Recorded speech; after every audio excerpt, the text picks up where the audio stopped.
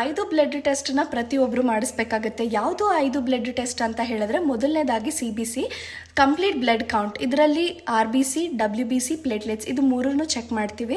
ನಿಮಗೆ ಯಾವುದೇ ರೀತಿ ಅನಿಮಿಯಾ ಪ್ರಾಬ್ಲಮ್ ಆಗಿರ್ಬೋದು ಅಥವಾ ಯಾವುದಾದ್ರೂ ರಿಪೀಟೆಡ್ ಆಗಿ ನಿಮಗೆ ಇನ್ಫೆಕ್ಷನ್ಸ್ ಆಗ್ತಿದೆಯಾ ಅನ್ನೋದನ್ನ ಇದರಲ್ಲಿ ನಾವು ಕಂಡುಹಿಡಿಬಹುದು. ನೆಕ್ಸ್ಟ್ ಒಂದು ಬಂದು ಲಿಪಿಡ್ ಪ್ರೊಫೈಲ್ ಟೆಸ್ಟ್. ಇದರಲ್ಲಿ ಮೇನ್ ಆಗಿ ನಿಮ್ಮ ಬಾಡಿಯಲ್ಲಿರುವಂಥ ಕೊಲೆಸ್ಟ್ರಾಲ್ ಮೇಲೆ ನಾವು ಫೋಕಸ್ ಮಾಡ್ತೀವಿ. ಅಗೇನ್ ಕೊಲೆಸ್ಟ್ರಾಲ್ ಅಂತ ಹೇಳಿದ್ರೆ ಕೆಟ್ಟದು ಅಂತ ಅಲ್ಲ, ಅದರಲ್ಲಿ ಗುಡ್ ಕೊಲೆಸ್ಟ್ರಾಲ್ ಮತ್ತು ಬ್ಯಾಡ್ ಕೊಲೆಸ್ಟ್ರಾಲ್ ಅಂತ ಎರಡು ರೀತಿ ಬರುತ್ತೆ. ಗುಡ್ ಕೊಲೆಸ್ಟ್ರಾಲಿನ ಪರ್ಸೆಂಟೇಜ್ ಎಷ್ಟಿದೆ, ಬ್ಯಾಡ್ ಕೊಲೆಸ್ಟ್ರಾಲಿನ ಪರ್ಸೆಂಟೇಜ್ ಎಷ್ಟಿದೆ ಅನ್ನೋದನ್ನ ನಾವು ಚೆಕ್ ಮಾಡ್ಬೋದು. ಥರ್ಡ್ ಒನ್ ಅಂತ ಬಂದಾಗ ಬ್ಲಡ್ ಶುಗರ್ ಲೆವೆಲ್ ನಾವು ಟೆಸ್ಟ್ ಮಾಡ್ತೀವಿ. ಎರಡು ರೀತಿಯಲ್ಲಿ ಚೆಕ್ ಮಾಡ್ತೀವಿ. ಫಸ್ಟ್ ಒಂದು ಬಂದ್ಬಿಟ್ಟು HbA1c ಮತ್ತೆ ಇನ್ನೊಂದು ಬಂದ್ಬಿಟ್ಟು fasting blood glucose. Fasting blood glucose ನಲ್ಲಿ ನಾವು ಏನ್ ಮಾಡ್ತೀವಿ ಅಂದ್ರೆ, ಅಟ್ ಪ್ರೆಸೆಂಟ್ ಇವತ್ತಿನ ದಿನದಲ್ಲಿ ನಿಮ್ಮ ಬ್ಲಡ್ ಶುಗರ್ ಲೆವೆಲ್ ಎಷ್ಟಿದೆ ಅನ್ನೋದನ್ನ ಚೆಕ್ ಮಾಡ್ತೀವಿ. ಅಂಡ್ HbA1c ಬಂದ್ಬಿಟ್ಟು ಲಾಸ್ಟ್ 3 months ಇಂದ ನಿಮ್ಮ ಬ್ಲಡ್ ಶುಗರ್ ಲೆವೆಲ್ ಎಷ್ಟಿದೆ ಅನ್ನೋದನ್ನ ಅದು ಮಾನಿಟರ್ ಮಾಡಿ ಹೇಳುತ್ತೆ.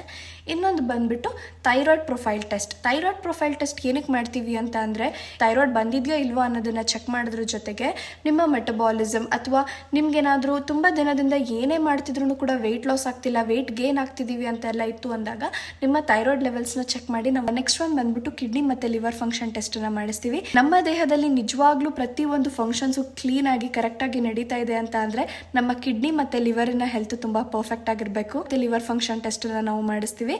ಹಾಗಾಗಿ ಈ 5 ಬ್ಲಡ್ ಟೆಸ್ಟ್ ನ ನೀವು ಮರೀದೆ ಇದನ್ನ ಮಾಡಿಸ್ಕೋಬೇಕಾಗತ್ತೆ.